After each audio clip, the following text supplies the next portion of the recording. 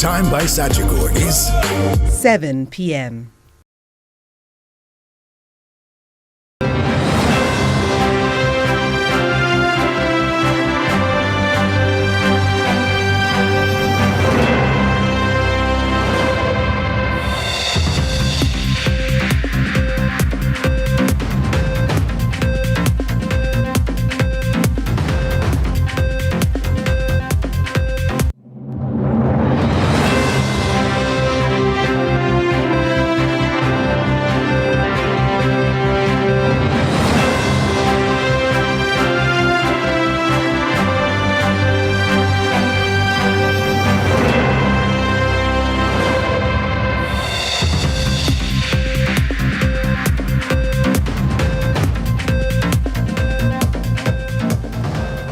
Tonight in CVM News at 7, fatal crash in Manchester leaves woman dead, grandchildren hospitalised.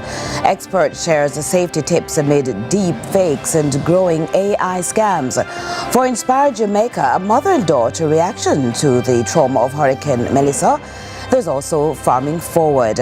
And in sports, the West Indies looking to level the 3-match test series at 1 win apiece against New Zealand.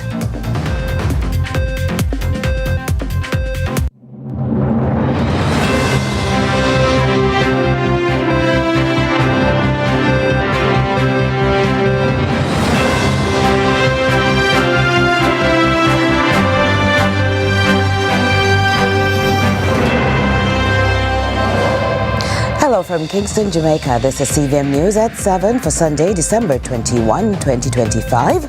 I'm Curlin Brown. Thanks so much for joining us.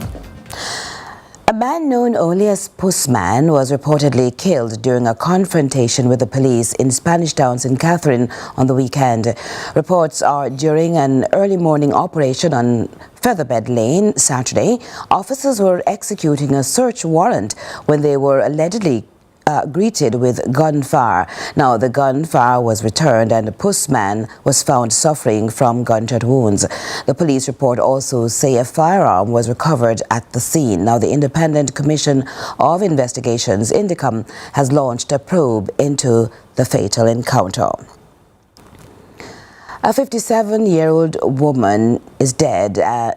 She died in a motor vehicle collision, and 3 other members of her family, her daughter and 2 grandchildren, were hospitalised in Manchester Sunday morning. Police reports indicate the Nissan AD wagon the family was travelling in veered off the New Green Road near the Martins Hill dump, plunging about 100 feet off the roadway. Firefighters, the police and members of the public assisted the occupants from the mangled vehicle to the hospital. Jamaica's international partners who have chosen to stand with the country during this critical moment have not only fortified national recovery priorities to help communities restore livelihoods and recover dignity, but for those who were injured, displaced or otherwise medically impacted by the hurricane, the coordinated humanitarian response involving the Ministry of Health and long-standing partners in the U.S. has proven a direct relief for thousands. Joel Crossgill has a story of one such relationship. The skies had barely cleared following the devastating passage of Hurricane Melissa when a small contingent of committed emergency responders landed on Jamaican soil in a moment of acute need. In the days that followed, as the rapid support provided to hospitals, clinics and individuals across the island expanded, a deeper connection between the American medical aid charity recognized as Dreamer of the Year by Time magazine and the island of Jamaica became increasingly apparent. Hi, I'm Amy Weaver, the CEO of Direct Relief. Direct Relief has partnered with the people in Jamaica for decades. We've been there long before this current emergency, standing with them through health resiliency measures and preparedness. And we're especially honored to partner with the government of Jamaica as well as the Ministry of Health as they seek to provide critical aid throughout their country. In addition to the psychological support for a nation, in recognition that they were not alone in the recovery effort, the Dreamers' response to Jamaica's Category 5 nightmare is tangible and measured in tons, as CEO Amy Weaver and VP of Program Operations at Direct Relief Genevieve Bitter described. I'm here today in our warehouse in Santa Barbara, where you can see behind me 140 pallets of essential medicines and medical supplies that we are preparing to ship to the people of Jamaica as they recover from the devastation of Hurricane Melissa. These pallets, and that's more than 64 tons of medicines, will be shipped through an airlift on a Boeing 757 as well as through a Carnival Cruise Line ship. This represents our second airlift and our largest shipment to date. This chartered plane is going to be 120 pallets. 20 pallets of medicines. We have insect repellent. There is rehydration solutions. There is liquid nutrition. There's hospital supplies. There's water purification tabs and PPE and gloves. These emergency medical supplies will go to the areas that were highly impacted by the hurricane, which will include pharmacies, health clinics, and hospitals throughout the country. The major deployment of emergency medical aid by air and sea was made possible due to a partnership who collectively provided $1 million in support to the response. I want to say a heartfelt thank you to all of our donors, especially to the Miami Heat, to the Nikki and Madeline Arison Family Foundation, and to the Carnival Corporation. Thank you to all of you. You are allowing us to provide essential medicines today and well into the future. Thank you all. The Program Operations at Direct Relief Genevieve Bitter, who has been back and forth between Direct Relief HQ and the island, arrived before the medical aid supplies did. We caught up with her in Darlaston, Westmoreland, where we learned more on how Direct Relief team members have been able to provide targeted assistance in some of the island's most vulnerable and difficult to reach places. This is Direct Relief Emergency Medical Response Backpack. These work really well in remote areas, particularly after a natural disaster has occurred and say that there's no power, no running water, so health clinics have to close down. So physicians and nurses can actually use this and the supplies in here to go door to door and actually care for people. But that's only part of why the Direct Relief team were on location, as another important contribution to resilience in the health sector came into focus. And what brings me out here, it just arrived, and it's the Pussman bus that Direct Relief purchased for Jamaica, was given to and is operated by Hummingbird Charities along with the Ministry of Health. The bus is meant to conduct wellness exams, distribute medications, and has made a bit of a pivot since Hurricane Melissa. It's had to change where it's been operating, but we're here to support the bus with some medical supplies and meet up with the team that's operating it. A capacity that earned the recognition of Health Minister Dr. Christopher Tufton. Mobile health clinic is very critical because we're bringing the services to the people in the community, and they need it now more than ever, where health centers have been damaged and we don't have the facilities in some of the areas, including this area which was badly impacted. So this is really the demonstration of the value of having a mobile clinic with the personnel to give support.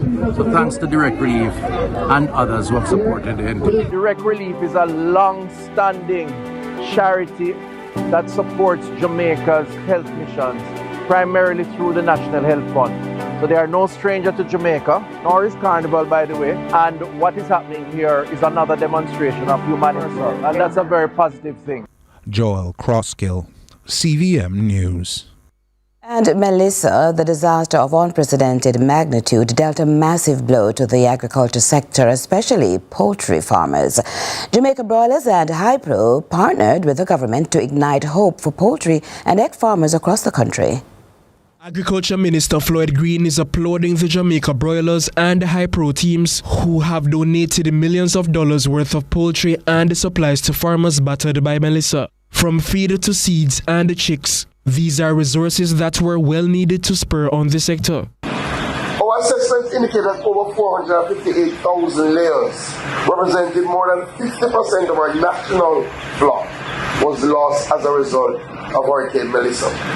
Approximately 780,000 broilers were lost, with total damages to our poultry sector estimated at about Jamaica $2 billion.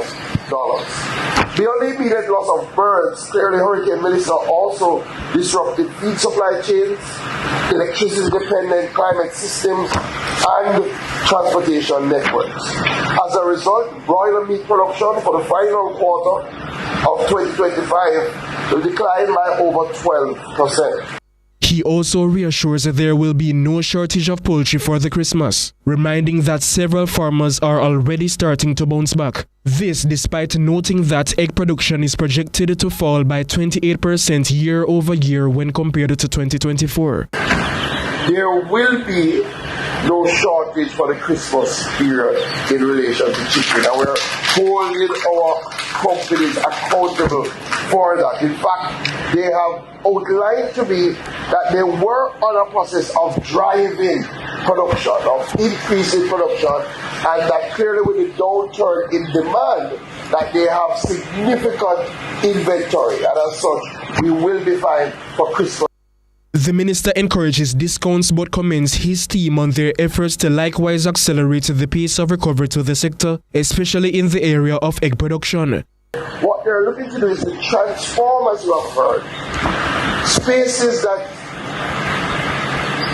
private spaces that would be normally have birds that now don't have birds, and to transform those into growing areas to see if we can ramp up our pullet production to try and get egg production back up in the quickest possible time. Nonetheless, while we do that, we will have to tap into external sources. And Dr. Ramlan is here, and the team has been working to ensure that we can do that in a safe way.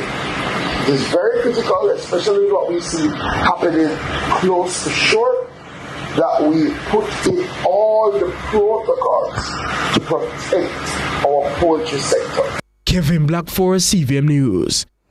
And the government says Jamaica has received international assistance from more than 36 countries following the devastation caused by Hurricane Melissa, the first Category 5 hurricane on record to make a direct hit on the island. Now speaking in the Senate, the Minister of Foreign Affairs detailed the scale of the global response as recovery efforts continue after the hurricane claimed 45 lives and left thousands displaced. Omari Wilson has more. Speaking at the final sitting of the Senate for 2025, Minister of Foreign Affairs Senator Kamina Johnson-Smith outlined the scale of global assistance with help coming from more than 40 countries across the Caribbean, North America, Europe, Asia, Africa, and Latin America. The ministry has had the honor of serving as a linchpin for coordinating and managing one of the most critical components of Jamaica's post-Melissa response. The tremendous support and outpouring of goodwill we have had from the international community, including our diaspora. All our missions are serving as focal points for the sharing of information and the coordination of efforts overseas, and Ambassador Anderson in Washington, D.C., has the lead role of coordinating as between them and as needed. Senator Johnson-Smith further explains that support included helicopters, generators, medical supplies, field hospitals, food, water purification systems, and hundreds of emergency personnel. Mr. President, in the lead up to and since the event, countless governments have reached out to offer their solidarity and in many cases tangible support. Mr. President, notable among the immediate response was the in-kind assistance from the international community, which has included heavy equipment for the removal of debris, helicopters, generators and drones, field hospitals, food, water purifiers, solar batteries and lamps, medical supplies, tarpaulins, bedding, personal hygiene kits and others identified by ODPEM's standard and heavy-duty needs list, which we circulated to diplomatic missions present and to our missions overseas for sharing more widely.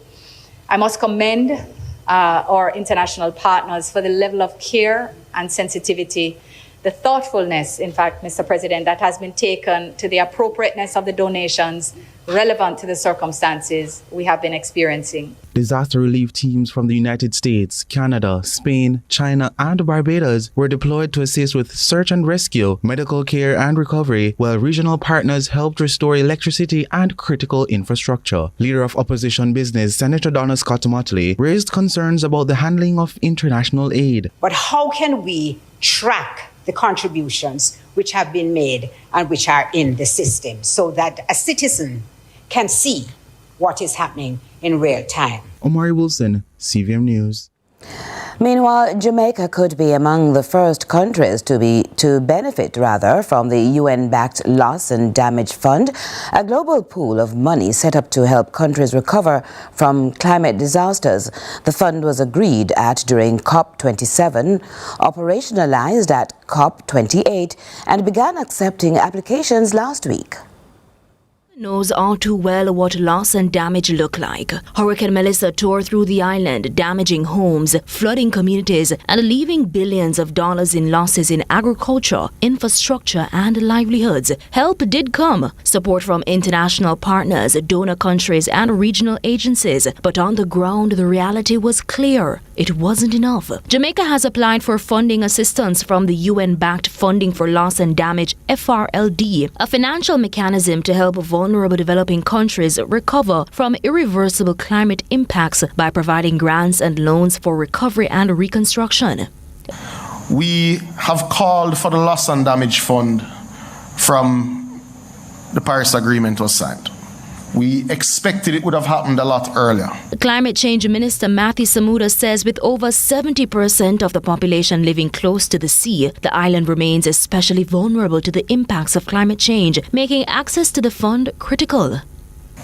We didn't create this crisis. We didn't create a storm that had wind gusts measured over 250 miles an hour with 13-foot storm surges that cost lives. But we did submit projects to the international agencies with the remit to help us build resilience before this storm came. Some are 3 years into submission.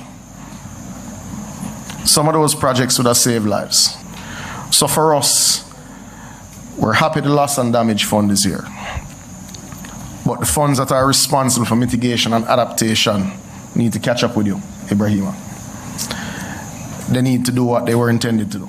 Ibrahima Sheikh Diong is Executive Director of the FRLD. As of today, our fund has managed voluntary contribution to gather $800 million, way below what's needed. But the good news, half of that has already been released, showing at least that in the name of global solidarities, contributors are actually honoring their commitment by releasing the funding, because if they don't, we can't actually support Jamaica, we can't support Barbados, we can't support other countries as well.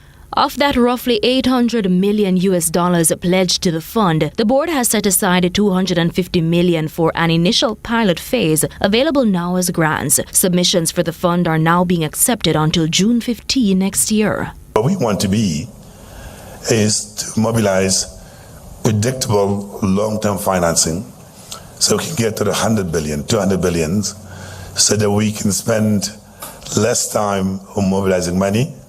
We spend more time actually spending money so we can support the countries, because the more time we spend mobilizing money, is less time actually supporting those who need the money the most. More news in a moment.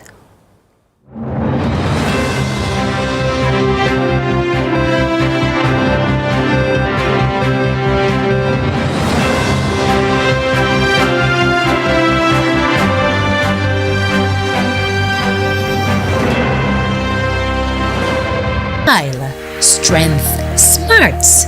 Meet Jetor, the SUV that's changing the game in Jamaica. It's family first, tech smart, and road ready for all your adventures. Voice activation? Check. Next level safety? Absolutely. Trust? Built in. Jetor is here and it's ready for every journey. Call 888-4JETOR and visit our showrooms island-wide today.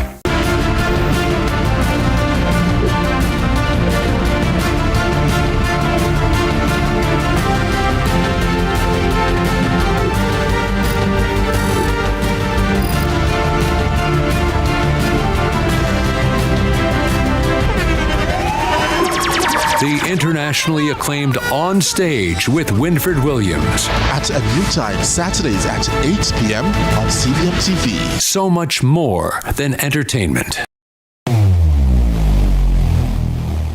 Where it all begins. The quest to become great. Inspired by those who went before them, these four boys dream of playing in the ISSA schoolboy football competitions. Will he score this for Casey? Will he score? It's a shot, it's a goal! And it's a shot, and it's a goal! And Casey has won the Manning Cup, and they will play Clarendon College in the Olivia Shield.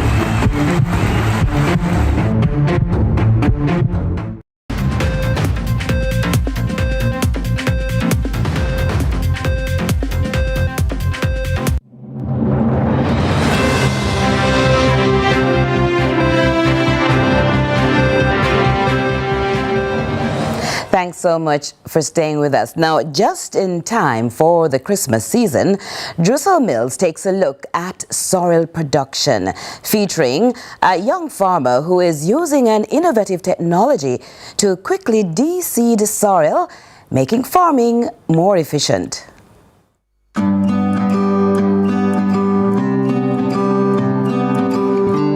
It's the most wonderful time of the year, and guess what? That is Christmas. And once you hear Christmas, it is sorrel time. Let's hear what these farmers have to say. And please don't move just yet, because innovation is close. No more plucking of sorrel, because machine is there to help you. Sorrel is widely used in Jamaica to make drinks, especially at Christmas. People make it slightly different, with different ingredients added such as pimento seeds, ginger, orange peel, and rum.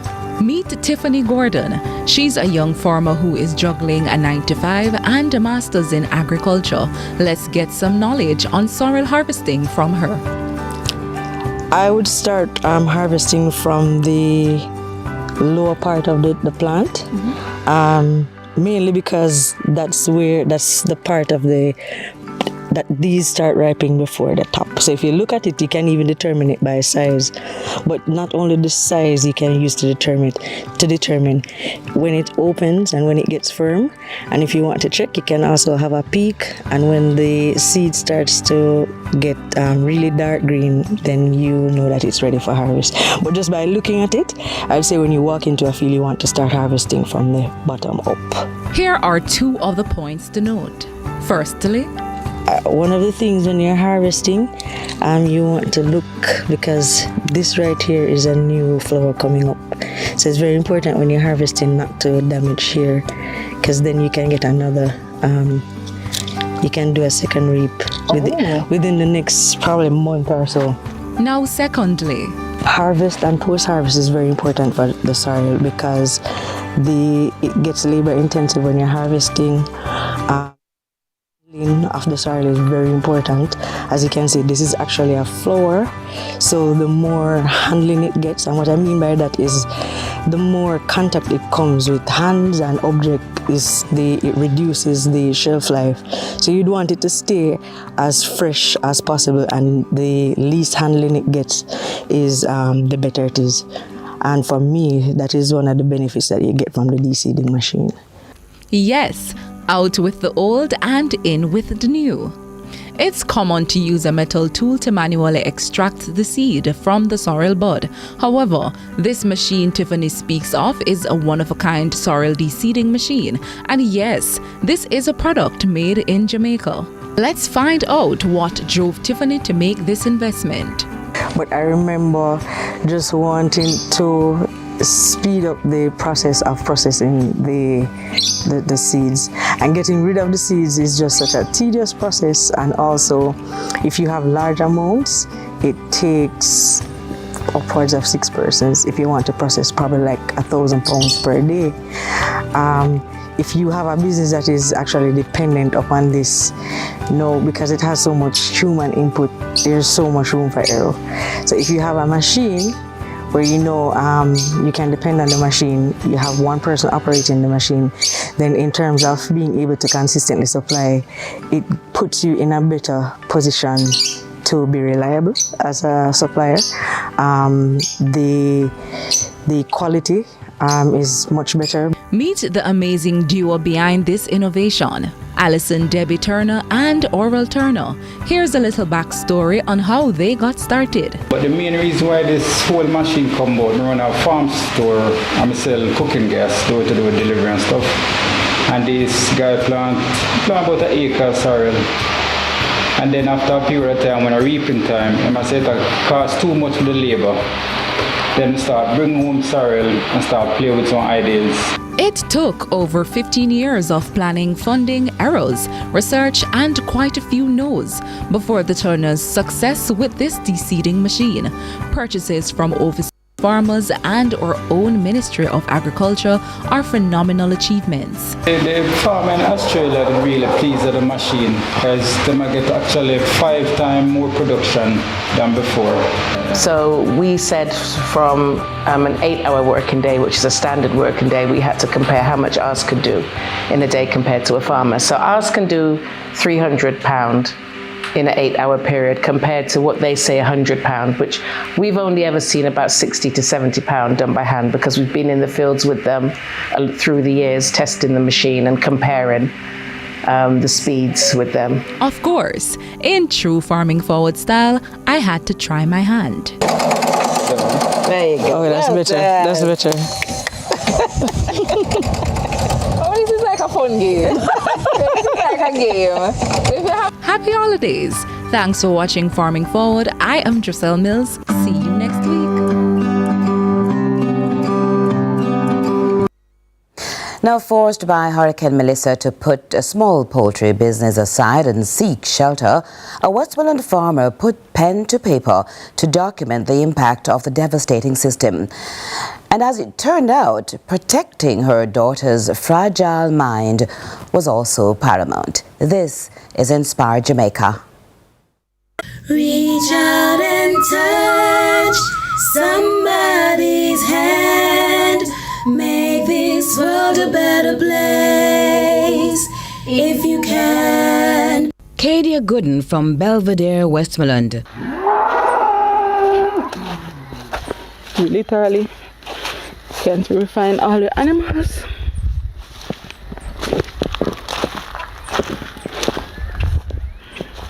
And this is where I used to call home. This is what is left of it. She's a mother of 2, an 11-year-old son and a 6-year-old daughter. I do farming for a living, and personally I haven't started field as yet because I don't know where to start. Haven't started picking up the pieces. The worst part of it is that I've got the children to go to school. They haven't started school as yet, but when that part comes, I'm not sure how I'm going to cross that border, but that's it. I'm a farmer and I lost basically everything. What did you farm? I do mostly broiler chickens. So I lost my coop and all the chickens. I lost my freezer with 200 pounds in it, plus the house. So where do you now? Well, I currently stay at a one room that my brother has. Right, so we all stay there for the time being. My son just started going to the Manning School, and now my daughter is in grade 1 at Mount Herman Primary.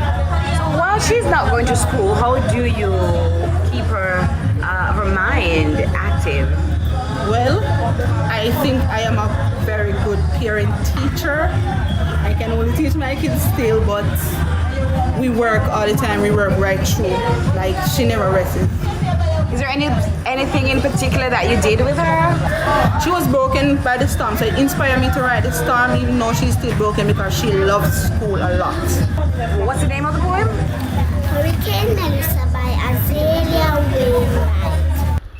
What a way Melissa did terrible. When me hear me wind start to change gear, me hide under the sheet with me heart full of fear. Border fire left, zinc a fire right. But we happy, thank God, Melissa never blew a night. Inasmuch as Azalea stood among the ruins of her house to recite the encounter, CVM News shielded her from reliving all of the trauma. So she hid under the sheet? Right. She hid and she fell asleep. Like before the eye came past, she fell asleep and she didn't wake until the next morning. Like she was. What was her first reaction?